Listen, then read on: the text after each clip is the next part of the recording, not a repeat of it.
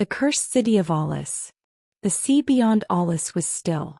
Not a single wave lapped against the shore, and the banners of the Greek armies hung lifeless. The air, thick and humid, clung to the waiting men like a second skin. The warriors sharpened their blades, oiled their shields, and murmured amongst themselves in uneasy whispers. They had been stranded for weeks, their fleet of 1,000 ships unable to set sail for Troy. The gods, it seemed, had forsaken them. Agamemnon, high king of Mycenae, stood atop the highest cliffs overlooking the harbor. His jaw was clenched, his fingers curled into fists at his sides. He was a man of war, a king forged in battle, but no enemy had ever tested him as the gods did now. "The winds do not stir, my king," said Odysseus, stepping beside him. The Ithacan king's sharp eyes scanned the lifeless sea. Someone, has angered the gods. Agamemnon exhaled, his gaze fixed on the horizon. "I have honored every god, every altar, every law of Olympus. What more do they demand of me?" Behind them, Menelaus, Agamemnon's brother whose wife Helen had been stolen by the Trojan prince Paris, gritted his teeth. "They demand justice. The war must begin." A priest approached, his white robes billowing in the windless air. His face was ashen. "We have cast the bones, my lord. We have read the signs." Agamemnon turned, his pulse hammering. He had led his armies to victory countless times, but the gods were unpredictable, their desires cruel. "What have they said?" The priest hesitated. His voice faltered as he whispered, "The goddess Artemis has bound the winds, my king. She demands atonement for an ancient crime." A silence fell over the gathered warlords. Odysseus narrowed his eyes. "What crime?" The priest swallowed. "A crime against her sacred beasts. An ancestor of your line, King Agamemnon, once hunted a stag consecrated to the goddess. She has never forgotten." Agamemnon's lips thinned. That was generations ago.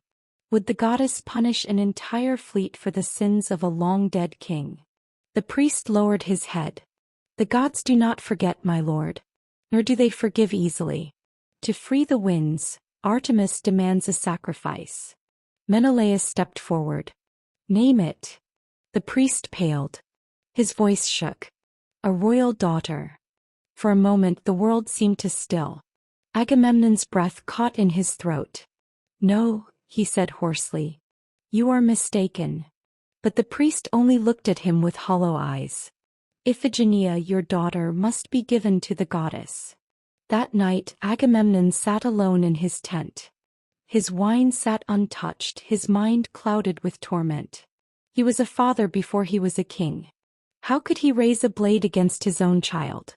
But how could he defy the gods? The voices of his men crept through the camp, soldiers murmuring of the delay, their patience unraveling. The warlords were watching him, waiting for a decision. If he refused the gods, the army would turn against him. His brother's thirst for vengeance burned hotter than reason. The choice was no choice at all. Odysseus entered, his face unreadable. "You cannot delay this decision, Agamemnon." The king exhaled sharply. "What would you have me do? Slaughter my own child like a lamb?" Odysseus did not flinch. "Summon her under a false pretense. Tell her she is to be wed." Agamemnon's breath stilled. "Wed? To Achilles." The words struck like a blade.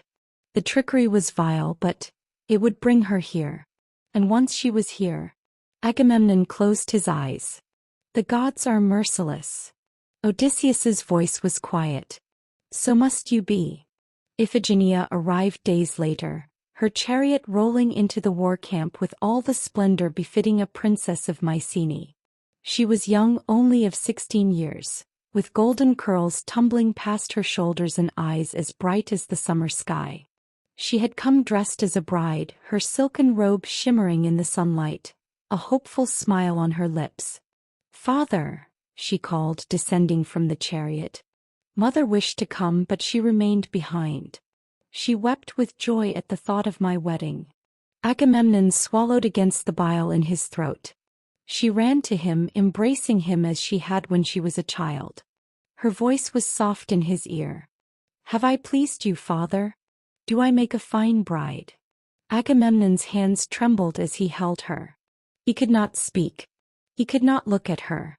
Achilles soon arrived, his brow furrowed in confusion. He had heard nothing of this supposed wedding, and when he laid eyes on Iphigenia, innocent, radiant, his stomach twisted. He turned to Agamemnon, his voice low with fury. "What have you done?" But before Agamemnon could answer, the priests of Artemis arrived. Iphigenia was taken. She did not understand.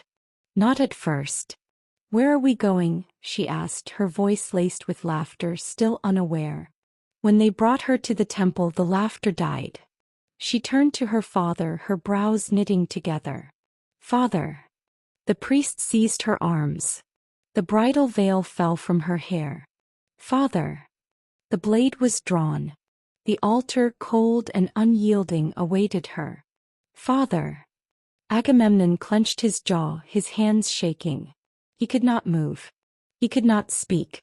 Iphigenia thrashed in the priest's grip, tears streaking down her face. Why are you doing this?" The priests forced her down. The blade was raised. And then, a blinding light burst through the temple. The wind roared to life. A great flash consumed the altar, and when the light faded, she was gone.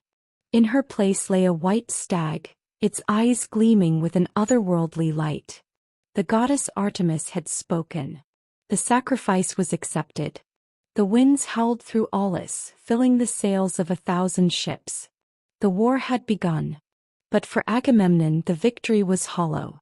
He had sent his daughter to die. And the gods never let such sins go unpunished. Years later, Agamemnon would return home victorious from Troy, only to be struck down in his own halls by his wife Clytemnestra. She had learned of Iphigenia's fate. And she had never forgiven. Blood begot blood. The curse of Aulis would never die.